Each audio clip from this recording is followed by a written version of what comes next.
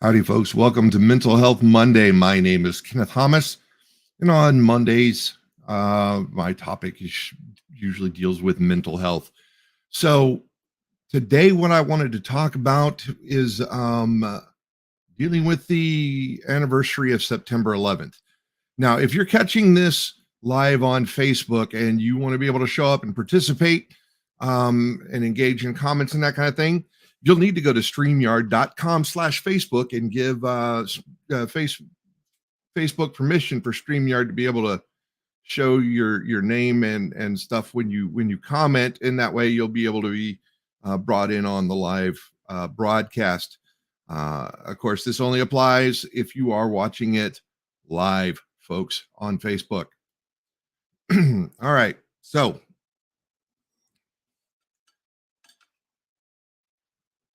September 11th, 2001. It's a day that changed the world. Now, whether or not you feel it was for the better or, all that kind of stuff, it, you know, there's a lot of different opinions about what September 11th meant. There's a lot of different opinions around the world on it. And you can't escape the fact, though, that it did change the world. All right. And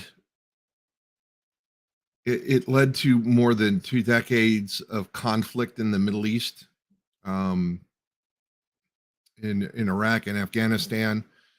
It led to all kinds of issues in societies, and it really did drastically change everything. So kind of what brought this on is yesterday, my middle schooler mentioned, hey, it's September 11th, and you guys are old. You remember that, right? And I'm like, I don't know if I can. Basically though, she wanted to know from people who witnessed history what it was like. And so we talked a little bit about it, and then we eventually went on YouTube and found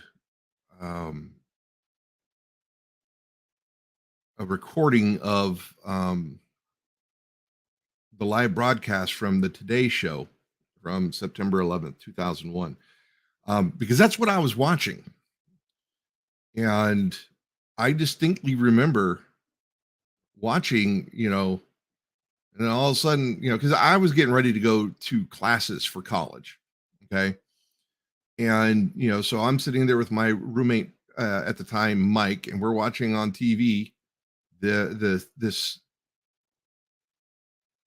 unfold, and looking at the smoke pouring from the first tower that was hit, trying to figure out what the heck is going on, man. Because the first thing they said, a plane crashed. None of us were thinking anything larger than like a commuter plane, personal plane, commuter plane. Everybody was thinking airliners, and discussion, and they're talking to people on the ground, and all this is going on. And then while we're watching it live, we see the second plane come into the screen, come into the camera's field of vision, straight into, and then fly straight into the building when the second plane hit. And that was when we realized, oh crap, this was not an accident. This is something's going down. And then we had, something happened at the Pentagon. And then there was something that happened in a field in Pennsylvania. And sorry about that, folks. Apparently the folks were trying to do a call on Facebook Messenger, group of people getting together, and sorry about that. But anyway, so you know, I was watching this, and we're trying to figure out what's going on. And then we're watching this as kind of speeding up through parts of it, but catching the bits of it, and explaining to my daughter that this was what we were thinking at the time. We didn't understand what was going on. She goes, but it wasn't a missile that hit the Pentagon, it was a plane. Yeah, we know that now, honey, but at the time we didn't. And trying to explain to her that as these events were unfolding, we didn't know what was going on.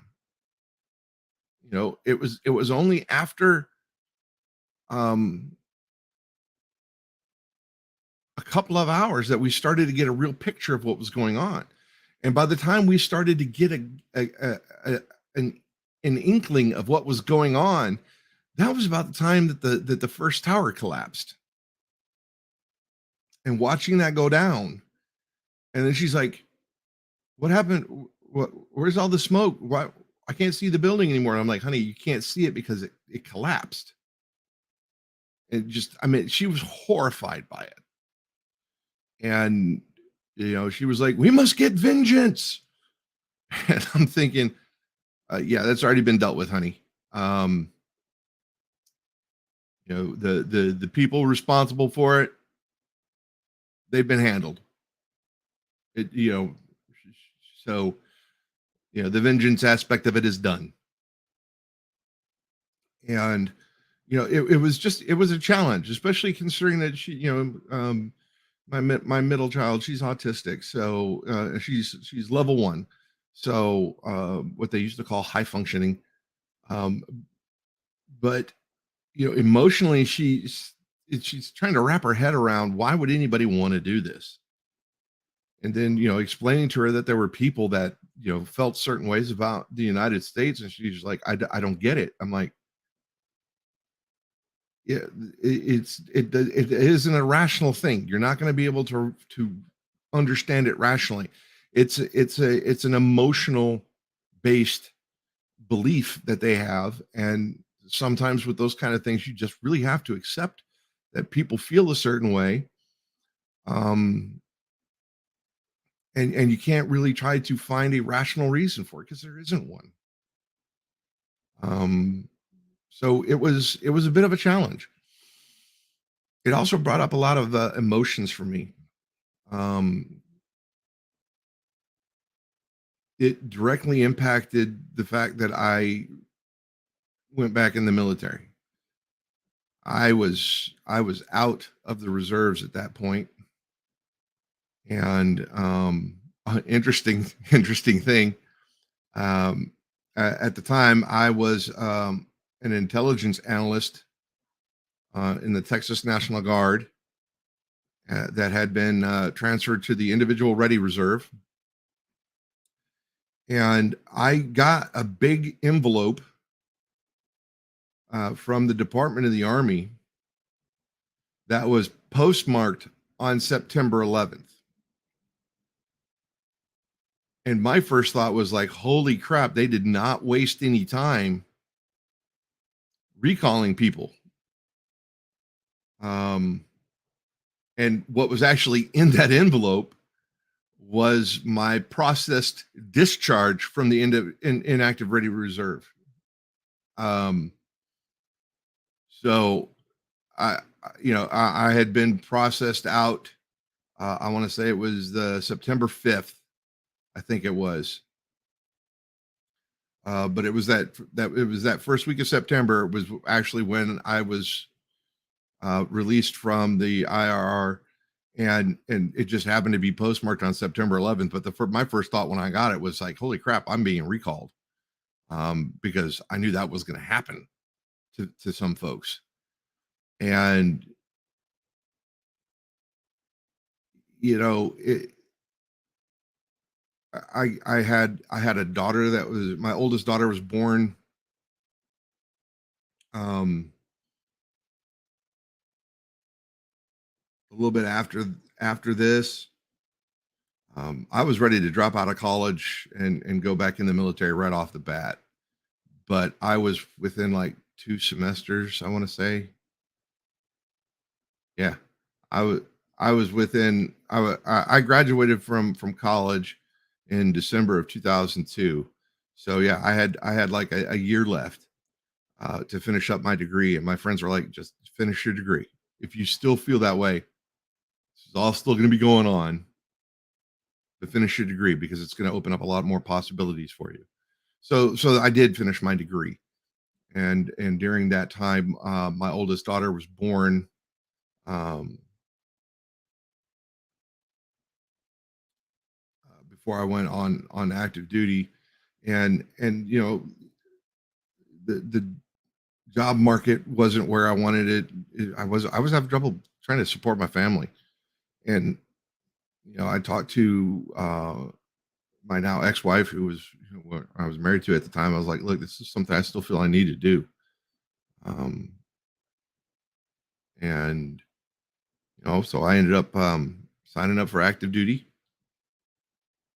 and was a field artilleryman, which is what I started off at. Well, it was one of the jobs I had when I was in the National Guard. I started off in an infantry unit, and then they did a reorganization. I became an artillery unit. Um, so I started off in the artillery in a lot of ways, and that's what I ended up doing in on the active duty, and that led to being deployed to Iraq. Also led to a deployment to Afghanistan a couple of years later. Um, but yeah, the course of my life changed drastically based on what happened, and that happened for that was true for a lot of people. I still deal with a lot of um, emotions from that time in service. I have PTSD. I lost friends to combat, people that I knew. I've lost friends to the war at home, uh, to suicide, trying to deal with the ramifications of everything that they dealt with in the conflict. So all of these things are directly traced back to the events of September 11th, and it's hard to explain to people. You know, I have very unambiguous feelings about the events of that day, um, but I also have very ambiguous feelings about everything I've dealt with since that day. And it is for those of us who lived through it, and those of us who served either during or after um, September 11, 2001. There's a lot of aspects of our service. But there were people who had joined a peacetime army, and next thing they knew, we're at war. We're going into Afghanistan, and then holy crap, now we're going into Iraq, and you know, I'm not going to debate those decisions because they weren't made by any of the people that I dealt with. That's but we dealt with things that in a lot of ways people kind of intellectually prepared for, but they never really emotionally prepared for it because that wasn't something that was likely to happen. And if we did find ourselves in a conflict, it'd be kind of like what happened in Desert Storm or Panama. It'd be something that would happen in less in a year or less. It wasn't going to be something that was going to be drawn out like Vietnam was, or World War II or Korea. It wasn't going to be something that was going to last years. Little did we know.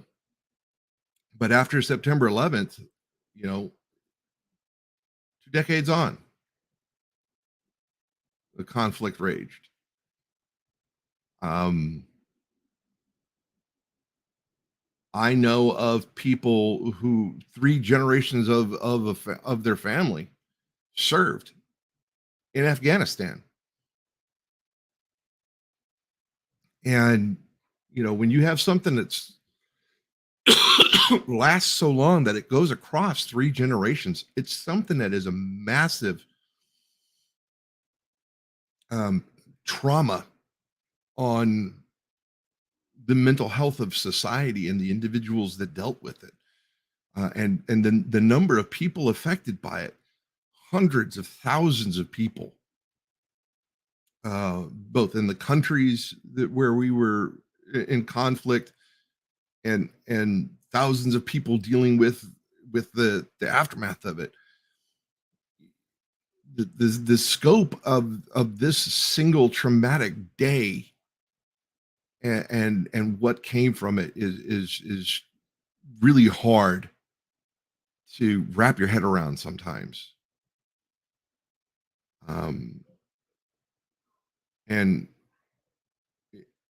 it, I think the only thing I can relate it to, and this is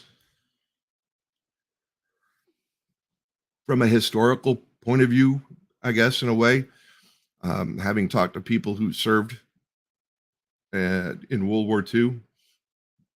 9/11 was my generation's Pearl Harbor moment, and it changed the course of everything. It left trauma in its wake from the event itself and then everything that followed behind it. And dealing with that trauma can be very difficult. And even when you think you've dealt with it, and perhaps you have, in a lot of ways, I have dealt with a lot of it, but it still brings up other things that can catch you by surprise and off guard. So it's something, 3 generations of people are going to be dealing with the trauma of that event and what followed. And who knows how much further that will continue on. Um, in history, they'll be able to look back and see things a little bit clearer. It's like the events that caused World War I um, laid the foundation for the events that caused World War II. So the events of 9/11 laid the foundations for what followed, and the ripples from that event, like a huge stone thrown into a pond, are still rippling outward, and I doubt we've seen the last of the stuff that could be traced back to what happened there. And you can even trace events back to seeing what led to 9/11 happening. And that's one of the things that a lot of people don't seem to understand, is that in looking at history, you'll see cause and effect, cause and effect, cause and effect, cause and effect. And once something happens in the world, the effects will ripple out. And those effects will, some of them will be a cause uh, themselves of further effects. And, it really is something that has profoundly changed so many things. And I still deal with a lot of it. A lot of it I have dealt with. And one of the things that I really want to make sure, especially considering the number of soldiers that to this day are still um, losing the war within, if you or someone is dealing with thoughts of suicide, self harm, call the National Suicide Prevention Lifeline. If you don't have anybody else that you could reach out to, call them. And they have a new 3-digit number, dial 988. toll free, connect you right in, and they will get you the help you need, because suicide is a permanent solution to a temporary situation. Things can get better, but only if you're still here, um, to help get there. You may not feel like it now, but there are people who are going to miss you if you're gone. So reach out to someone. And if you don't feel like you have anyone to reach out, dial 988 and get the help that you need. If you're catching this on Facebook, please follow so that way you'll know when I go live. I have a different live schedule now. Next week, we will be going live on Tuesday for Tuesday's tips. The week after will be Wellness Wednesday on that Wednesday, and then the week after will be Thursday's thoughts, and then it starts back over on Mondays. So there's a 4-week rotation there for Monday, Tuesday, Wednesday, Thursday. Now every Friday, my wife and I go live for Hummus Foodie Friday, and that can be quite of an adventure as well. And that's live on Facebook. So if you're catching this on Facebook, please follow so that way you'll know when we're going live and that kind of stuff. If you're catching this on my LinkedIn, please follow so that way you'll know. Same thing with YouTube. Please like and subscribe so that way you'll get the notifications when the new videos are up. So until next time, folks, peace, love, and photography. And remember, everything can make a beautiful image, including you. Have a great afternoon. I'll talk to you later.